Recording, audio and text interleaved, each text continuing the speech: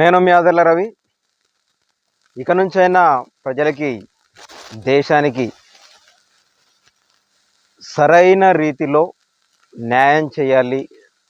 నా తరపుగా నేను వాదిస్తున్న విధానాన్ని, నా తరపున నేను పోరాడుతున్న విధానాన్ని ఇంకొంచెం బలపరిచి, ఉన్నది ఉన్నట్టుగానే తప్పు మన ఇంట్లో జరిగినా పక్కింట్లో జరిగినా దాన్ని ఖండించడానికి మీ ముందుకు రాబోయే రోజులలో ఇప్పటి నుంచి మొదలుకొని రాబోయే ఏ పరిస్థితినైనా, అది మన ఇంట్లో జరిగినా పక్కన జరిగినా, రెండింటిని సమానంగా కంపేర్ చేస్తూ మాట్లాడాలి. ఏ సమస్య వచ్చినా అది బీజేపీ నుండి వచ్చినా, ఆర్ఎస్ఎస్ నుండి వచ్చినా, మత పిచ్చితోటి, మత విద్వేషాలు రెచ్చగొట్టే మతోన్మాదులతో వచ్చిన, క్రైస్తవ పాస్టర్లతో వచ్చిన, క్రైస్తవ సంఘ సభ్యులతో వచ్చిన, ఎవరితోడొచ్చినా కూడా న్యాయం, నిబద్ధత ఒక్కటే రీతిగా, న్యాయం అందరికీ ఒకటే రీతిగా చేయాలని నిర్ణయించుకున్నాను. మరి ఇప్పుడు కొత్తగా అంటే మీరు చేయాలనుకుంటా ఉన్నారు, ఇంతకుముందు లాగా కాకుండా ఇప్పుడు వేరే చేద్దామని అనుకుంటా ఉన్నారంటే, ఇంతకుముందు నీతి నిజాయితీగా నిబద్ధతగాను చేయలేదా అని మీరు అనుకోవచ్చు. ఇంతకుముందు చేసిన క్రైస్తవ్యంలో జరుగుతున్న ఆటుపోట్లు ఎక్కువగా ఉన్నాయి కనుక వారిని కొద్దిగా వెనకేసుకొని రావడం జరిగింది. కానీ ఇప్పటి నుంచి క్రైస్తవ్యంలో ఏ చిన్న విషయం వచ్చినా, ఏ చిన్న విషయం ఆవగింజంత విషయం వచ్చినా, ఏ పాస్టర్ నుంచి ఆవగింజంత విషయం బయటకు వచ్చినా ఆ విషయాలని తెరపైకి తీసుకొచ్చి నలుగురికి చూపిస్తాం. ఎందుకంటే పాస్టర్ అని అంటే ఆషామాషి కాదు. మనసులను మభ్యపెట్టి మసిబూసి మారేడుగాయలు చేసి పిచ్చి పిచ్చి వేషాలు వేస్తున్న ప్రతి ఒక్క పాస్టర్కి, ప్రతి ఒక్క క్రైస్తవుడికి ఈ వీడియో ముఖంగా నా హెచ్చరిక ఏంటంటే, మీరు క్రైస్తవ్యాన్ని అడ్డుపెట్టుకొని చేస్తున్నటువంటి మీ దుర్లభ్యమైన వ్యవస్థ ప్రవర్తన ఏదైతే ఉందో దాన్ని ఇక నుంచి, ఈనాటి నుంచెల్లే మేము స్టార్ట్ చేసాం. మా టీం అంతా కలిపి ఈరోజు నుంచే స్టార్ట్ చేసాం. ఈరోజు వీడియోలో ఇదే అంశాన్ని మాట్లాడమని మా టీం మొత్తం చర్చించుకున్నాం. ఈ రోజు నుంచి జరగబోయేది ఇక మీరు ఎప్పుడూ ఇంతకు ముందు చూడలేదు అట్లాంటి విషయాలు జరుగుతాయి. క్రైస్తవ్యంలో భారతదేశంలో అనేక కులాలు, అనేక మతాలు ఉన్నాయి. అనేక కులాలు, అనేక మతాల నుంచి క్రైస్తవ్యం భారతదేశంలో లేకపోయినా యేసుక్రీస్తుని నమ్మి, యేసుక్రీస్తుని విశ్వసించి క్రైస్తవ్యం కోసం క్రైస్తవ్యంలోకి అనేక మంది వస్తూ ఉన్నారంటే వాళ్ళకేమో తలకాయ పనిచేయక మతిస్థిమితం కోల్పోయి రావట్లేరు. మతాలు మారి హిందువుల నుంచో, ముస్లింల నుంచో, సిక్కుల నుంచో, జైనుల నుంచో, బౌద్ధుల నుంచో మన దాంట్లోకి ఎందుకు వస్తూ ఉన్నారు అనుకుంటా ఉన్నారు? వాళ్ళకేం పని లేక వస్తూ ఉన్నారు అనుకున్నారా? లేకపోతే వాళ్ళకి మనం ఏమైనా లక్షలు ఇస్తున్నాం కాబట్టి మన దగ్గర లక్షల కోట్లు తీసుకోవడానికి వస్తూ ఉన్నారా? కాదే. వారు నమ్ముకున్న, వారు విశ్వసించిన ఏదైతే ఉందో, ఏదైతే దైవం ఉందో అది మా పైన సక్రమంగా చూపించట్లేదు, అది మాకు సక్రమంగా పనిచేయట్లేదు అనేసి వాళ్ళకి అనారోగ్యం పాలయ్యో, లేకపోతే వాళ్ళకి మానసిక పరిస్థితులు సరిగ్గా లేకనో, లేకపోతే ఈయనే నిజమైన దేవుడు అని విశ్వసించో, దేశంలో కానీ ప్రపంచంలో కానీ ఇటువంటి దేవుడు లేడు అని విశ్వసించో క్రైస్తవ్యంలోకి వస్తూ ఉన్నారు. అట్లాంటప్పుడు మనం వాడికి మతిస్థిమితం బాగలేకనో, మనశ్శాంతి బాగలేకనో, డిప్రెషన్లనో, యాంగ్జైటీలనో, లేకపోతే ఆరోగ్యం బాగలేకనో, లేకపోతే పరిస్థితులు బాగలేకనో, కుటుంబ కలహాలు, బాధలు, కోర్టు బాధలు, సంథింగ్ ఏదో ఒకటి వాళ్ళకి ఏదో బాధలు ఉండడం మూలాన వాళ్ళు క్రైస్తవ్యంలోకి వస్తూ ఉన్నారు. ఎవరో ఒకరు యేసుక్రీస్తులోకి వస్తే ఇట్లుంటుంది, మీ భారం అంతా తీసి ఆయన మీద మోపండి, మీ పనుల భారం అంతా ఆయన మీద వేయండి, మీరు రండి క్రైస్తవంలోకి ఆయన చూసుకుంటాడు అనేసి ఎవరో ఒకరు వాళ్ళకి చెప్పడం మూలాన వాళ్ళు యేసుక్రీస్తుని ఇష్టపడి విశ్వసించి క్రైస్తవ్యంలోకి వస్తూ ఉన్నారు. అట్లాంటి వాళ్ళకి నువ్వు నిల్చో, నీ పేరు అది, నీ పేరు ఇది, నువ్వు నా ప్రార్థనకు వస్తే 10 ఎకరాల భూమి వస్తుంది, లేకపోతే 10 అంతస్తుల బిల్డింగ్ వస్తుంది, నీ కూతురికి అమెరికాలో మంచి అల్లుడు వస్తాడు, నీ కొడుక్కి ఆస్ట్రేలియా నుంచి ఒక మంచి కోడలు వస్తుంది. ఈ కాదు మనం చెప్పాల్సింది, ఈ చెప్పమని చెప్పిండు దేవుడు ఏమైనా? పిచ్చి పిచ్చి మాటలు చెప్పి పిచ్చోళ్ళని చేయొద్దు ప్రజల్ని. పిచ్చి పిచ్చి మాటలు చెప్పి పిచ్చోళ్ళని చేయొద్దు ప్రజల్ని. నువ్వు పాస్టర్ కావాలి అని అనుకుంటే ఫస్ట్ నీ ప్రవర్తన సెట్ చేసుకో. నీ ప్రవర్తన అన్ని విషయాలలో సెట్ చేసుకో. నిన్ను ఎందుకు సెట్ చేసుకో అని చెప్తా అంటే నీ ప్రవర్తన, నువ్వు ఒకవేళ నీ ప్రవర్తన సక్రమంగా లేదు అనేసి నీకు తెలుసు. నీ ప్రవర్తన నీకు సక్రమంగా లేనప్పుడు నువ్వు క్రైస్తవ్యంలోకి రాకు, నువ్వు పాస్టర్ కాకు. ఎందుకనంటే నీ ఒక్కడి వల్ల ఎంతో ప్రపంచ దేశాలలో నెంబర్ 1 ప్లేస్లో ఉన్న క్రైస్తవ్యం, నిజమైన దేవుడు అబాసు పాలవుతా ఉన్నాడు నీ వల్ల, కేవలం నీ వల్ల. ఈరోజు క్రైస్తవ్యంలో ఈ చిన్న చిన్న మచ్చలు కూడా ఇంకా వస్తున్నాయి అని అంటే మీరు పాస్టర్లు చేసే మీ ప్రవర్తన బాగలేకనే. నీకు ఎలా తెలుస్తుందా నాకు అర్థం కాదు. నాకు ఒక ప్రశ్నకు సమాధానం చెప్పండి. ఇట్లాంటి ఎవరెవడు చేస్తూ ఉన్నాడో, ఎవరు కాదు, ఎవడు చేస్తూ ఉన్నాడో ఇప్పుడు నేను చెప్పబోయే ప్రశ్నకు సమాధానం చెప్పండి. మీకు ఎవరు చెప్తా ఉన్నారు?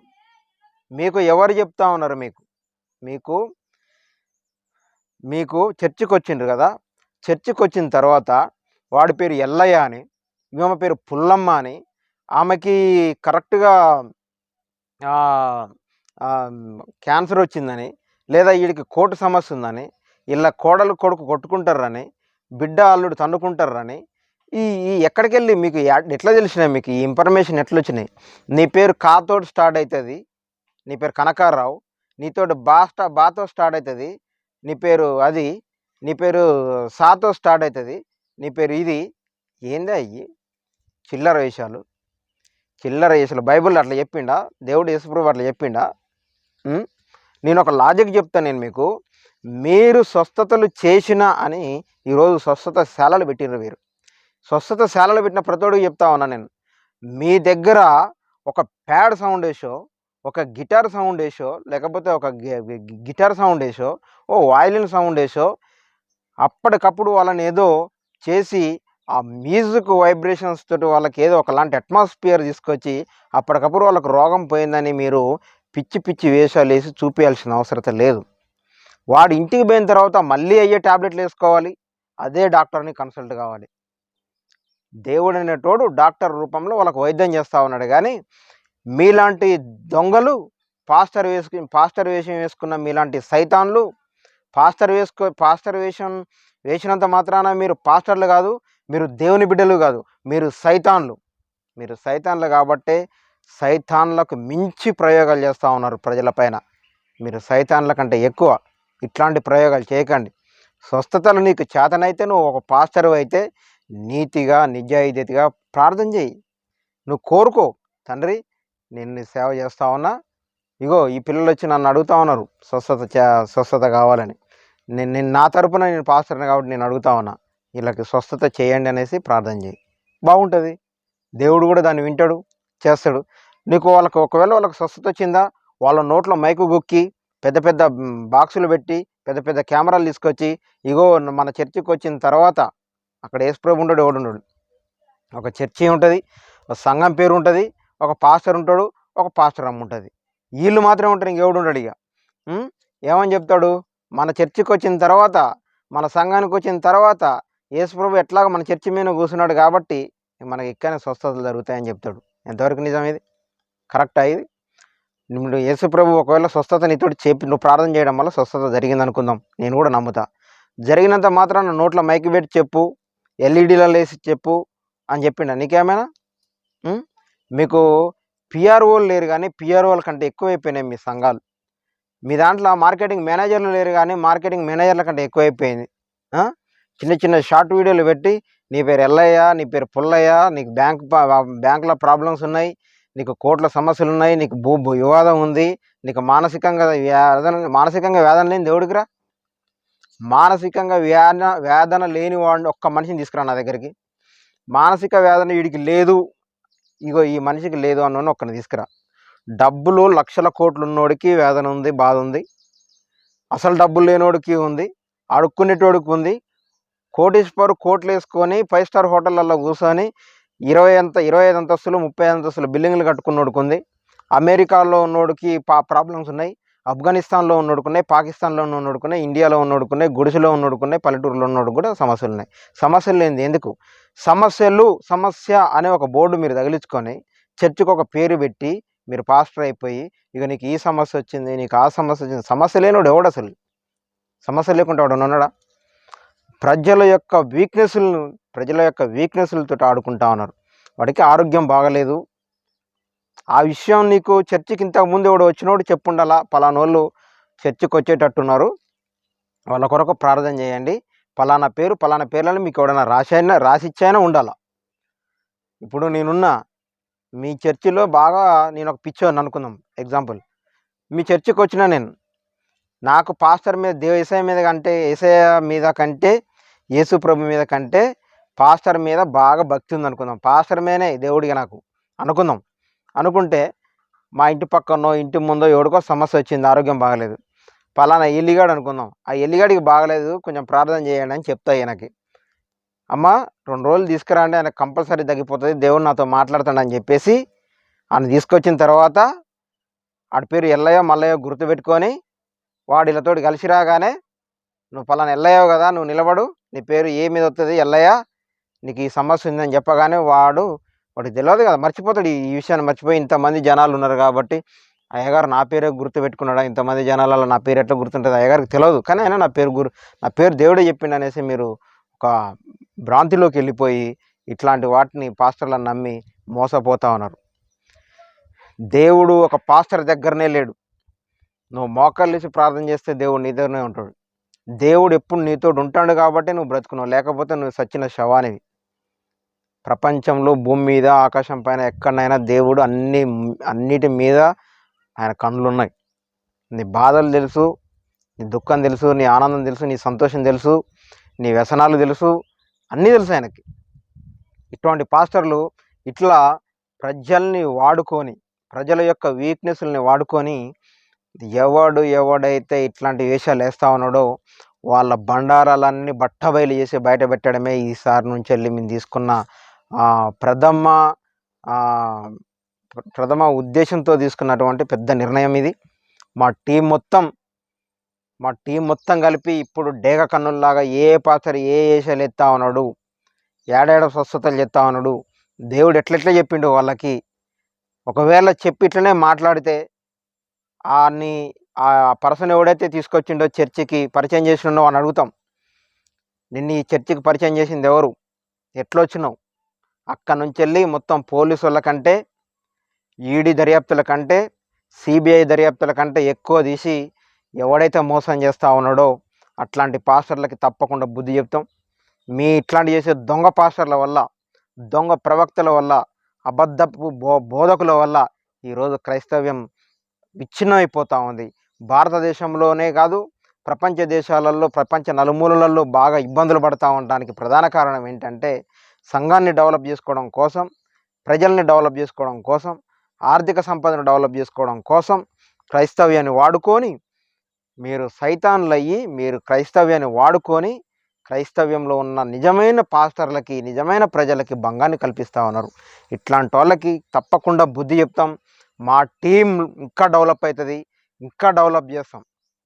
ఈరోజు పాస్టర్లకు డబ్బులు ఇస్తూ ఉన్నారు. మీరు ఇంకొక విషయం చెప్పి నేను దాని గురించి మాట్లాడతాను.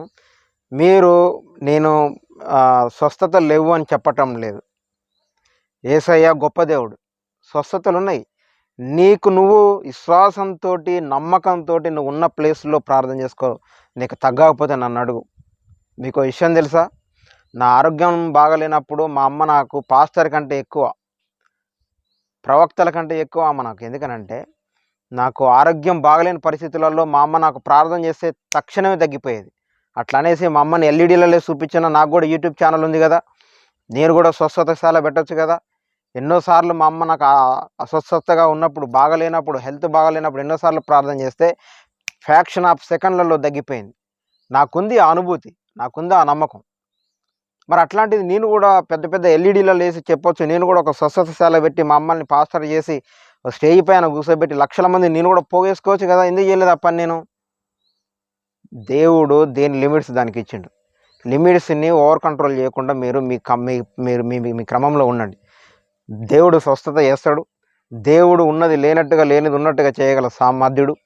ఆయన అసమర్థ్యుడు కాదు, ఆయన రాయి కాదు, చెట్టు కాదు, పుట్ట కాదు, మాట్లాడే దేవుడు. కాబట్టి మీరు పిచ్చి పిచ్చిగా ఈ పాస్టర్లు చెప్పే మాటలు, బోకర మాటలు విని మీరు ఇబ్బందుల పాలు కావద్దు, మీరు మోసపోవద్దు, క్రైస్తవ్యాన్ని ఇబ్బంది పెట్టద్దు, క్రైస్తవ్యాన్ని విచ్ఛిన్నం చేయదు.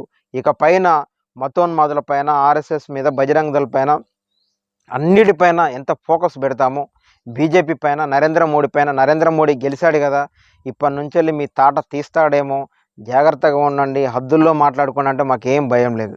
మేము ఎప్పుడో సావుకు తెగించినాం, తెగించబట్లే మేము మాట్లాడుతూ ఉన్నాం. అందుకే ప్రజల్లోకి వెళ్తూ ఉన్నాం, ప్రజల యొక్క సమస్యలు తెలుసుకుంటా ఉన్నాం, వారి గురించి మాట్లాడుతూ ఉన్నాం. మేము భయపడేది ఉంటే ఏ రోజు మూలకు కూర్చొని ముగ్గులు వేసుకుంటూ కూర్చునే వాళ్ళం. ఇవాళ మేము పబ్లిక్గా మాట్లాడుతూ ఉన్నామంటే నరేంద్ర మోడీ 15 సంవత్సరాలు గెలిచినా, 25 సంవత్సరాలు గెలిచినా, బజరంగ దళ పెట్టుకున్నా, ఆర్ఎస్ఎస్ పెట్టుకున్నా, విశ్వ హిందూ పరిషత్ పెట్టుకున్నా, ఇంకా అట్లాంటి లక్ష్య పెట్టుకున్నా మేము భయపడేది లేదు. అట్లనే వాళ్ళని మతోన్మాదులకే కాదు, క్రైస్తవ్యంలో ఎవడైనా పిచ్చి పిచ్చి వేషాలు వేసినా కూడా డొక్క జింపి డోలు కొట్టే ప్రయత్నానికి మేము పునాదులు వేసాం. తప్పకుండా అట్లాంటి పనులు చేస్తాం. క్రైస్తవ్యం కోసం పోరాడే మాకు అనంటే ఎట్లా, పోరాడే మాకంటే ఎట్లా పోరాడేది? పలానా పాస్టర్ చర్చి తగలబెట్టిరంటే పోవాలి, పలానా చర్చి కూలగొట్టిరంటే పోవాలి. ఎంత ఒక్కనే పోతే అయిపోతుందా? వెనక ముందర 25-30 మంది కావాలి, వీలైతే 50 మంది కావాలి. లారీలో ఎక్కించబోలో, ట్రాక్టర్లు ఎక్కించబోలో, మన టాటా మ్యాజిక్లలో ఎక్కించబోలో, కార్లలో ఎక్కించబోలో, బులోరోలను ఎందులో ఎక్కించబోలో, స్ట్రెంత్ ఉండాలి కదా. అట్లాంటి వాటి కోసం కొన్నిటికి ఎగ్గొడతా ఉన్నాం, పోలేకపోతా ఉన్నాం. మా దగ్గర సంపద లేదు, మా దగ్గర ఆర్థిక పరిస్థితులు సక్రమంగా లేవు. ఆర్థిక పరిస్థితులు సక్రమంగా ఉన్నాడు, పని చేయట్లేడు. ప్లాట్ల వ్యాపారాలు చేసుకొని, ప్లాట్లు అక్కడ ఇక్కడ ప్లాట్లు కొనుక్కొని, ఇండ్లు కొనుక్కొని, వాడి వ్యాపారాలు వాడు చేసుకుంటా ఉన్నాడు. నీతి నిజాయితీగా నిబద్ధతగా పోదాం అనుకుంటే నీతి నిజాయితీ మనుషుల్ని ఎవరు నమ్మరు. ఇదిగో పుల్లి, అదిగో ఆవు, అదిగో తోక, అదిగో మేక అన్నట్టున్నది. కాబట్టి మీకు ఏందనంటే, ఎవరు క్రైస్తవ్యం కోసం పోరాడుతూ ఉన్నారు వాళ్ళకు సహకరిద్దాం ఆర్థికంగా. ఎవరు నిజమైన పాస్టరు, ఎవరైనా నిజమైన పాస్టరు, ఏ పాస్టర్కి మనం డబ్బులు ఇస్తే బాగుంటుంది? ఎవడు మిమిక్రీలు చేస్తూ ఉన్నాడు, ఎవడు కెమెరా ముందు ఆర్టిస్ట్ అవుతా ఉన్నాడు, ఎందుకు మనం చేయాలి వాళ్ళకి అనేది ఒకసారి అర్థం చేసుకొని క్రైస్తవ్యం కోసం పోరాటం కోసం మాకు ఆర్థిక పరిస్థితులను సక్రమంగా కల్పించండి. దొంగ పాస్టర్లకు కల్పించి లక్షల కోట్లు, వేల కోట్లు, లక్షల కోట్లు సంపాదించి ఏం సుఖం ఏమన్నా ఉందా? మీరు ప్రార్థన చేసుకున్నా దేవుడిస్తాడు.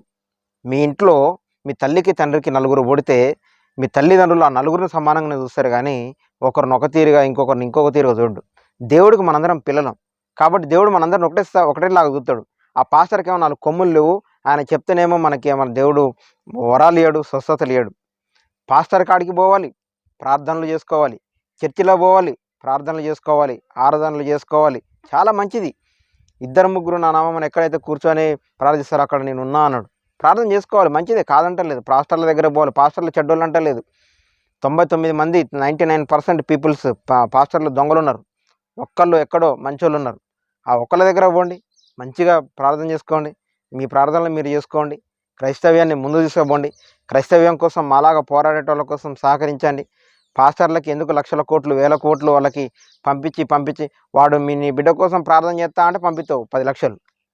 ఇగో నీ కొడుకు మంచి జాబ్ వస్తుంది ప్రార్థన చేస్తా అంటే పంపిస్తావు. నీ కొడుకు టాలెంట్ ఉంటే చదివితే వస్తుంది, కానీ ఎవడో ప్రార్థన చేస్తే వస్తుందా? ఒకవేళ ఎవడో చేస్తే వస్తుందో రాదో నాకు తెలియదు, కానీ నీకు నువ్వు చేసుకుంటే మాత్రం తప్పకుండా వస్తుంది ప్రార్థన.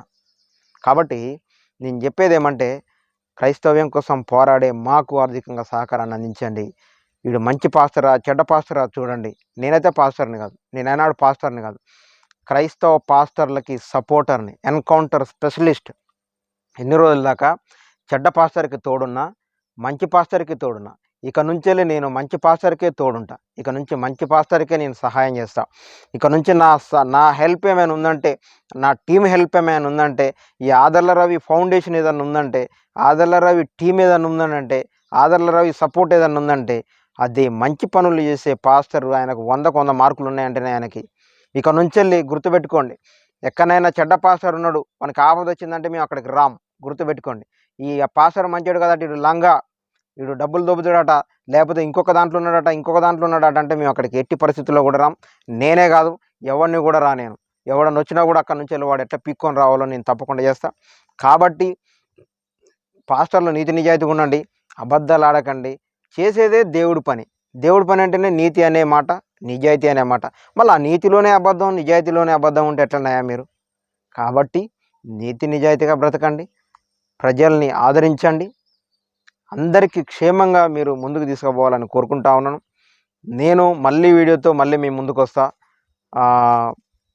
ఏదున్నా కూడా క్రైస్తవ్యం కోసం ముందుకు పోవడంలో మీ పాత్ర చాలా బాగుండాలి, గొప్పగా ఉండాలని కోరుకుంటా ఉన్నాను. డిస్క్రిప్షన్లో వచ్చే మన ఆదర్ల రవి యూట్యూబ్ ఛానల్ కోసం కెమెరాలు కొందాం అనుకున్నాం. చిన్న మొత్తంలో కొందరు సహకరించారు. అవి కనీసం ఆ కెమెరా స్టాండ్ కొనడానికి కూడా సరిపోవు. మీకు పాజిబుల్ అయితే, దేవుడు మిమ్మల్ని ప్రేరేపిస్తే, మీకు ఇబ్బంది లేకుంటే మీరు కెమెరాల కోసం సహకరిస్తే కింద డిస్ప్లేలో కనిపిస్తున్నటువంటి ఫోన్పే, గూగుల్ పే నెంబర్లకి సహకరించండి. క్రైస్తవ్యాన్ని నీతితో, నిజాయితీ, నిబద్ధతతో ముందుకు తీసుకుపోవడానికి, క్రైస్తవ్యంలో జరుగుతున్న దొంగ పనులు చేస్తున్న పాస్టర్లని, దొంగ పనులు చేస్తున్న క్రైస్తవ్యంలో సభ్యులని మనం వాళ్ళను కూడా చెల్లుమనేటట్టు వాళ్ళకి బుద్ధి చెప్తా ముందుకెళ్ళిపోవాలి. అలాగే ఒక పక్క క్రైస్తవ్యాన్ని బ్యాలెన్స్ చేస్తూ, ఎవడెవడు ఏం తప్పులు చేస్తానో బ్యాలెన్స్ చేస్తూ, ఇటు మతోన్మాదులు ఇక చెలరేగిపోవడానికి సన్నద్ధమైంది కాబట్టి మరి వాళ్ళతోటి ఇటు మనోళ్ళతోటి ఇద్దరితోటి పోరాడాలి. ఇట్లా పోరాడాలి అని అంటే మరి మీ సహకారం తప్పకుండా కావాలని కోరుకుంటూ నేను మీ ఆదర్ల రవి. అందరికీ నమస్కారం. Praise lord.